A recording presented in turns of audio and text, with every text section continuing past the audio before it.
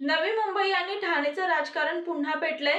गणेश नाईक यांच्यावर स्मृतिभ्रंशाचा टोला लगावत डॉक्टर श्रीकांत शिंदे यांनी ओपन चॅलेंज दिलंय। नवी मुंबई आणि ठाणेच्या राजकारणात आरोप प्रत्यारोपांची ठिणगी पुन्हा पडलीय।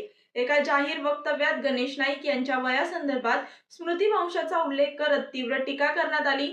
विसरभोळेपणा, चिडचिड, मागील घटनांची आठवण न राहणे ही सर्व लक्षणे दिसत आहेत असा टोला लगावत त्यांच्या अलीकडील भूमिकांवर प्रश्नचिन्ह उपस्थित करण्यात आले। शेवटी स्पष्ट इशारा देताना श्रीकांत शिंदे यांनी म्हटलं की शिंदे साहेबांच्या नादाला लागा, पण डॉक्टर श्रीकांत शिंदेच्या नादाला लागू नका, असा स्पष्ट इशारा डॉक्टर श्रीकांत शिंदे यांनी कुमकुमी असेल तर येणाऱ्या लोकसभेमध्ये कल्याण लोकसभा किंवा ठाणे लोकसभा जिथे उभं राहायचंय तुम्हाला किंवा तुमच्या मुलाला, ओपन चॅलेंज, कळलं? तर जिथे उभं राहायचं तिकडे उभं राहा। डॉक्टर श्रीकांत शिंदे जो आहे ते तुमच्या समोर उभा राहील। आणि मी एक रिक्वेस्ट पण करेल आमच्या महायुतीच्या नेत्यांना की पुढच्या वेळी जेव्हा निवडणूक होईल तेव्हा यांची कुमकुमी जी आहे त्यांना पूर्ण करू द्या।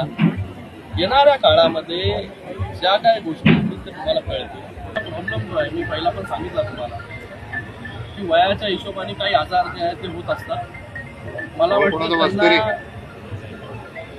डिमेन्शिया म्हणजे मराठीमध्ये असं त्याला बोलतात। त्याच्यामध्ये विसरभोळेपणा, चिडचिड होणं, त्याचबरोबर मागच्या गोष्टी आठवत न राहणं, त्याचबरोबर मला वाटतं दिशाभूल होणं, व्यक्तिमत्वामध्ये बदल होणं। मी हे सगळं का सांगू शकतो कारण की मी डॉक्टर आहे। मग वयाप्रमाणे जे आहे त्या काही लोकांमध्ये असे सगळे आजार जे आहेत ते होत असतात।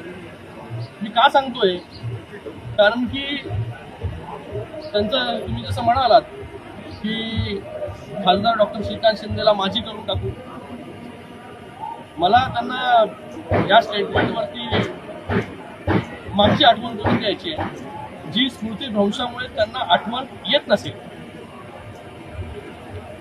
यांच्या घरामध्ये 2 मुलं आणि हे स्वतः माझी झालेली आहे। लोकांनी माझी देत केलेलं आहे। माननीय शिंदे साहेब ज्यांच्यावरती हे टीका करत असतात वारंवार, एका नवख्या उमेदवाराला आनंद परांजपे त्याचं नाव, त्यांना उभा करून आणि त्यांना जिंकून आणून कोणाच्या समोर जिंकले होते? यांच्याच समोर, यांच्याच मुलाच्या समोर जिंकून आणून एका नवख्या उमेदवाराला खासदार करण्याची किमया माननीय मुख्य नेते उपमुख्यमंत्री एकनाथ शिंदे साहेबांनी केली। एकदा नाही 2दा केली, 2दा माझी करण्याचं काम केलं। त्याचबरोबर तुम्हाला देखील तुमच्याच पक्षाच्या मंदा म्हात्रे यांनी देखील माझी करण्याचं काम केलं। त्याचबरोबर आताच रिसेंटली ज्या मुलाचं तिकीट कापलं, मुलाचा राजकीय बळी घेतला स्वतःसाठी आणि स्वतः जे आहे त्या ठिकाणी उभे राहिले, त्या मुलाला देखील लोकांनी पाडण्याचं काम म्हणजे माझी करण्याचं काम ऑलरेडी केलेलं आहे।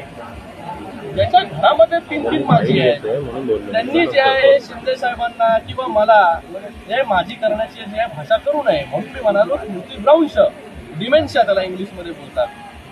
तर ह्या सगळ्या गोष्टीचा जो आहे हा विसर पडलेला आहे।